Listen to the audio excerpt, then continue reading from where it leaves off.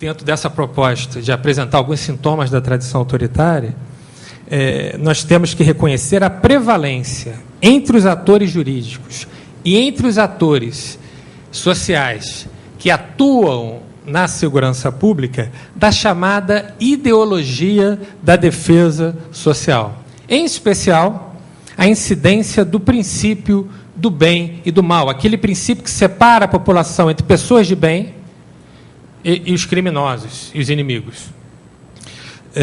Não é possível, diante dos limites dessa fala, desenvolver essa ideia, mas eu recomendo vivamente a leitura do professor Alessandro Barata, num livrinho chamado Criminologia Crítica e Crítica do Direito Penal, a leitura da parte que trata ou que desconstrói essa ideologia da defesa social.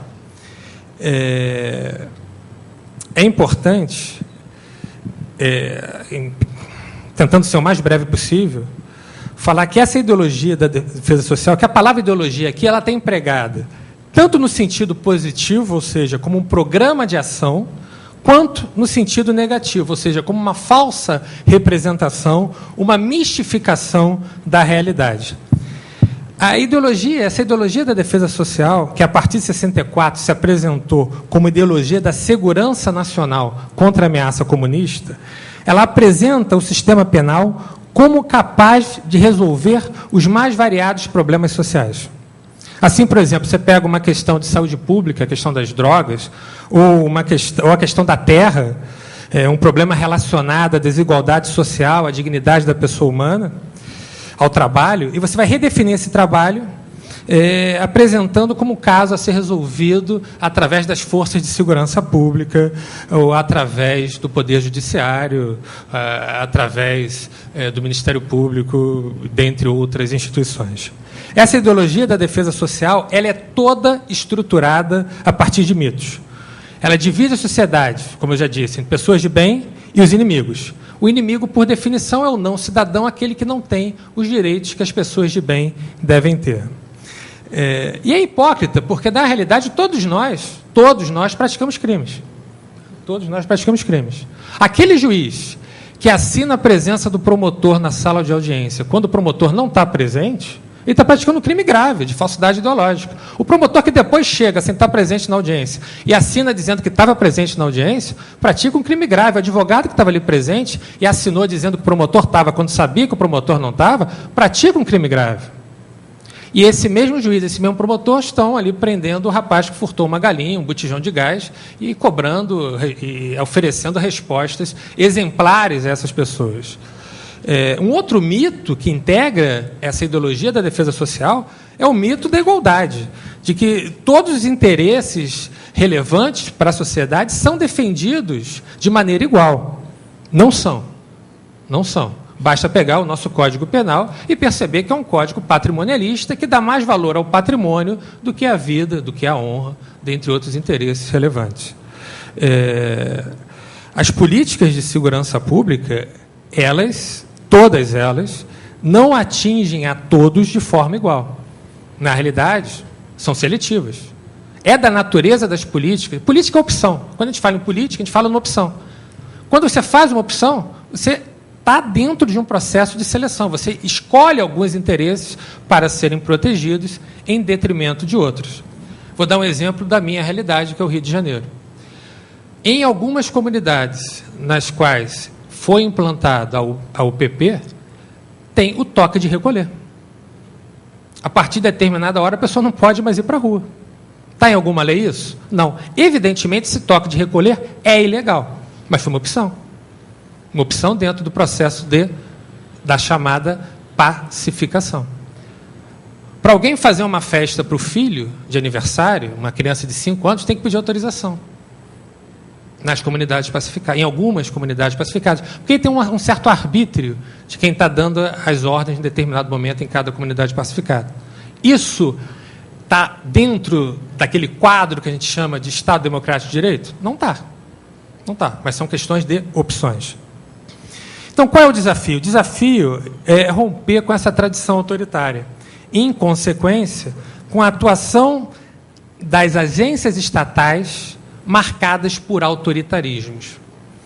Para os fins dessa fala, eu estou trabalhando significante autoritarismo de uma maneira a agregar todas as teorias, práticas e tendências que sustentam a solução dos mais variados problemas através da força, em detrimento do conhecimento, bem como subordinam, sem que existam limites bem definidos, a chave do Estado Democrático de Direito é essa, a existência de limites bem definidos, a liberdade e a igualdade ao princípio da autoridade. Uma concepção autoritária, liberdade e igualdade sempre se subordinam à ideia, ao princípio da autoridade. Então, perceber e desvelar essa tradição autoritária me parece fundamental para compreender a atuação dos atores envolvidos na realização da segurança pública. E nós temos que entender esses atores como seres no mundo, como seres que assistem televisão, como seres que têm preconceitos, como pessoas ali, dentro dos atores vai ter pessoas machistas, sexistas, homofóbicas, racistas. São seres no mundo que são marcados por uma perspectiva da morte, né, do retorno ao inanimado, e que estão inseridos numa tradição que vai antecipando sentidos para eles. Né? A minha geração se acostumou a assistir, depois do Fantástico, Duro de Matar, e achar que o Charles Bronson era herói, e não vilão. Para os mais novos que não conhecem a história, o Charles Bronson era um cara que saía, que tinha a família, era morta. Cada filme matava um parente dele, né? Tiveram que parar a franquia porque não tinha mais parentes. Começaram a matar o amante da mulher, então era uma coisa meio absurda. Ele saía para fazer justiça pelas próprias mãos, desrespeitando a polícia, às vezes matava o policial que queria impor algum tipo de limite, aquela sanha assassina. Mas foi eu tenho colegas, juízes e promotores que acham que esse é o modelo de realização da justiça, é o modelo Charles Bronson. O que é possível, então? Como é que é possível superar essa tradição autoritária? A partir do momento que a gente conseguir construir na sociedade brasileira uma cultura democrática. Isso passa necessariamente por políticas de segurança pública, mas por políticas de segurança pública também, eu entendo políticas que prestigiem, que incentivem o ensino público de qualidade. Um ensino público de qualidade. A gente não tem que ter crianças idolatrando traficantes, como acontecia no Rio de Janeiro, e trocar essa idolatria dos traficantes pela idolatria dos policiais por uma mera idolatria de quem detém o poder da força. Nós temos que ter crianças que entendam a função do policial, respeitem o policial pelo que ele faz, pelas atribuições que ele faz, e por saber que pode contar com aquele policial como um agente público que respeita a lei. Afinal, é isso que diferencia o criminoso do não criminoso, o respeito à lei. No momento em que o Estado, para combater o crime, viola a lei, ele perde a superioridade ética que o distingue do criminoso. Devemos ainda assumir um compromisso com a faticidade e com a alteridade, com respeito à diferença, com as diferenças que constituem, são a marca da nossa sociedade, da sociedade brasileira. Uma política de segurança pública democrática não pode partir de abstrações ahistóricas, como a ordem pública, segurança pública. Nós temos que tentar construir um conceito de ordem pública, um conceito de segurança pública, a partir da faticidade, a partir do que acontece, e não de abstrações. Porque essas abstrações só têm servido para justificar arbítrios e abusos. O rapaz foi torturado, mas foi torturado para o bem da sociedade, porque ali ele entregou onde estava a droga. As casas foram invadidas sem mandado de busca e apreensão. Mas era para o bem da sociedade. Então, nós temos que pensar em segurança pública a partir da nossa realidade, o que inclui a nossa realidade normativa. Existem limites, existe uma esfera que nós não podemos ultrapassar, o que Ferraioli chama de esfera do não decidível. Eu não posso decidir contrário ao que está ali. Eu não posso atuar, não posso pensar em política de segurança pública contrário àquele limite que é o intransponível.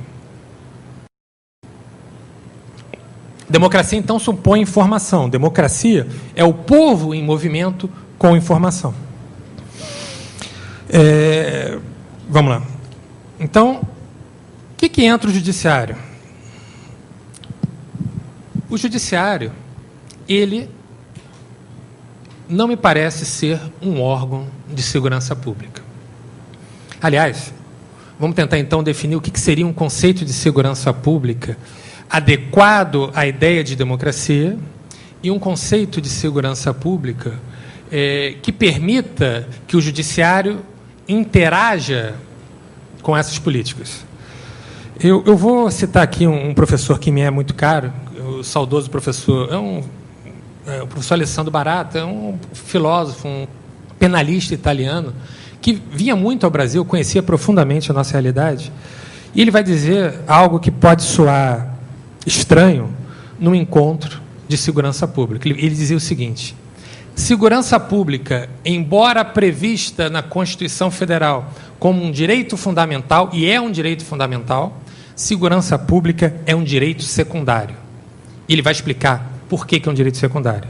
Porque quando eu falo em direito à segurança pública, eu falo sempre em direito à segurança de um outro direito: vida, integridade física, saúde, patrimônio. Então, não existe o direito à segurança pública puro. É sempre o direito à segurança pública na medida em que é dever do Estado proteger um outro direito. Esse outro direito que vai ser protegido é, na concepção do professor Alessandro Barata, o direito primário. Qual é o grande problema? O grande problema é que essa concepção autoritária de segurança pública esquece, omite esses direitos primários. Esses direitos primários, de modo geral, eles são sonegados, ou melhor, só negados, em especial à população mais carente. Ao contrário, essa concepção autoritária foca seus esforços na construção de uma verdadeira indústria da segurança pública e privada, não raro se misturando, né? O agente de segurança pública, estatal, acaba abrindo uma empresa de segurança privada para vender os seus serviços. E essa concepção autoritária acaba por eleger governantes que manipulam explicitamente o medo da população. E enriquece diversas pessoas. Há toda uma indústria enriquecendo em torno dessa concepção autoritária, abstrata e ahistórica de segurança pública. Uma concepção democrática, a partir de uma cultura democrática, permite compreender que há segurança pública, e só há segurança pública, se os direitos primários da população forem assegurados. Caso contrário, o que há, e aí não tem jeito, o que há é mero controle social da pobreza. Bem, e qual é a função, ou qual deveria ser a função do juiz no Estado democrático de direito? Me parece que é uma só. Para prender, não precisava de juiz. Bastava a polícia lá identificar quem praticou o crime, prendia, resolvido o problema. Qual é a função do juiz, então? A função do juiz é de garantir o respeito aos direitos fundamentais. Quando eu falo direitos fundamentais, eu estou dizendo direitos fundamentais de todos, inclusive dos criminosos. Inclusive dos criminosos. O juiz, portanto, ele não é um órgão de execução de medidas voltadas à segurança pública. A execução dessas medidas, por definição, é uma atividade parcial. É uma atividade compatível com a atividade das polícias, civil e militar, até com a atividade do Ministério Público, com a atividade do Executivo. O Legislativo pode pensar a segurança pública. Agora, o Judiciário, onde ele entra dentro dessa ideia de segurança pública? O Judiciário, a função do juiz, ela é marcada pela ideia de imparcialidade. E aqui abri um pequeno parênteses. Quando eu falo em imparcialidade, eu não estou falando de neutralidade. Neutralidade, por definição, é impossível, porque neutralidade é ausência de valores. E todos nós temos valores que são agregados à nossa personalidade ao longo da nossa caminhada histórica. Então, tem juiz que é flamenguista, tem juiz que é botafoguense, tem juiz que é machista, tem juiz que não é, tem juiz que é gay, tem juiz que é hétero, tem de tudo, né? Tem valores. Tem juiz... Vou pegar um exemplo. Um grupo de trabalhadores entra dentro de uma fazenda. Tem juiz que acha que isso... Ok. Tem juiz que acha que isso é invasão. Tem juiz que acha que isso é ocupação. Tem juiz que acha que é crime. Tem juiz que acha que é uma forma de aquisição originária de propriedade. Por quê? Porque tem valores que são agregados. Esses valores, evidentemente, do ser aí juiz, ajudam na produção da norma, porque a criação da norma não se confunde com a mera reprodução do texto. A norma é sempre atividade criativa do juiz. E nessa atividade criativa entram em jogo os valores. Então, quando eu falo em imparcialidade, eu não estou falando de neutralidade. Eu estou falando de equidistância objetiva dos interesses em jogo durante aquilo que o Franco Cordeiro chama de duelo intelectual, duelo processual. Então, qual é a função do juiz, que deve ser imparcial? A função do juiz é de controle da legalidade dessas medidas voltadas à segurança pública. Cabe ao judiciário declarar quais medidas são adequadas e quais medidas não são adequadas ao projeto constitucional. Um pequeno parêntese aqui, já caminhando para o fim. Essa, todavia, não é a opinião que prevalece no seio do Poder Judiciário. Pelo menos não é a opinião que as pesquisas indicam prevalecer no seio do Poder Judiciário. Eu coordenei uma pesquisa no Rio de Janeiro, no qual foram ouvidos todos os juízes criminais em atuação na capital do Rio de Janeiro, no mês de maio desse ano. Eram 27 juízes. Desses 27, 2 não responderam, o que é muito significativo também, não responder uma pesquisa. Dos 27, 22 declararam que levavam em consideração o valor segurança pública ao decidir. Ou seja, eles se consideravam órgãos de segurança pública ao decidir. 16 declaravam acreditar que suas decisões criminais, em casos concretos, produziam efeitos na redução da criminalidade. Eles achavam que, condenando João a penas exemplares, aquilo produziria efeito na redução da criminalidade. Existem outras pesquisas interessantíssimas que demonstram que não. Que demonstram que não. O professor Peter Albrecht é um professor alemão que pesquisou América Latina, Europa e Estados Unidos. Tem pesquisas interessantíssimas que demonstram que a pena privativa de liberdade não atende ao fim de prevenção, seja especial ou geral. Recomendo também a leitura, está traduzido e publicado, salvo engano, pela Lumen Iuris, um livro chamado Criminologia. Bem, então, nós não podemos esquecer que, ao contrário do que pensam alguns, inclusive nos tribunais superiores no Brasil, como acontecimentos recentes deixaram bem claro, que no Estado democrático de direito, os fins não justificam os meios. Para manter a paz numa determinada comunidade, eu não posso impor toque de recolher, eu não posso proibir festa de aniversário, porque isso viola a legalidade. Nós temos que resgatar a importância política do princípio da legalidade. E que a atuação do Poder Judiciário ela deve ser contramajoritária. Eu, juiz, para defender um direito fundamental, eu posso e devo, e aí, mais uma vez, eu gostaria de fazer menção ao professor Tourinho Neto, eu devo contrariar a opinião pública, que muitas vezes não passa da opinião publicada, eu devo contrariar opiniões de maiorias de ocasião, muitas vezes forjadas na desinformação, para garantir direitos fundamentais. Por isso, eu, juiz, não sou eleito. Eu tenho que ter condição objetiva de exercer a minha atividade majoritariamente, contra a opinião de maiorias de ocasião. Meu compromisso é com a Constituição, é com a concretização do Estado Democrático de Direito. Então, o Estado, para impor a ordem, para punir culpados, não pode violar a lei. E o juiz, qual é a função do juiz ali? É evitar que políticas de segurança pública ultrapassem o limite legal. Eu gostaria de terminar agradecendo mais uma vez a oportunidade de falar aqui e de expor um ponto de vista que pode não ser o hegemônico na plateia e de me colocar à disposição depois para os debates.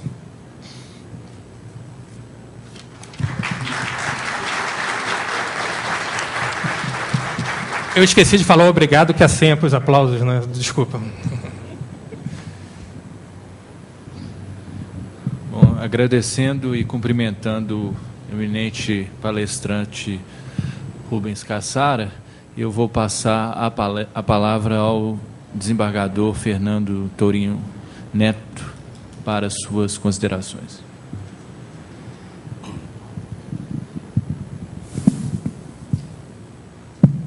Senhoras e senhores, nosso presidente aqui da sessão, juiz Fernando José Armando Ribeiro, que abriu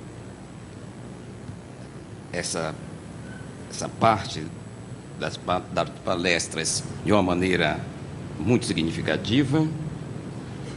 Eu louvo a ideia deste Congresso Brasileiro de Direito e Política de Segurança Pública e Responsabilidade Social e Política de Segurança Pública. Isso é interessantíssimo. Portanto, o presidente do IDESP, Dr. Lincoln Firlocre, nome diferente, está de parabéns. O desembargador Herbert Carneiro também fez uma introdução à palestra brilhante, emocionante do coronel PM Mário Sérgio Duarte. A gente vê que ele se empolga pelo que faz, e nós temos de admirar sempre aquele que trabalha empolgado, que trabalha com vontade, acreditando no que faz.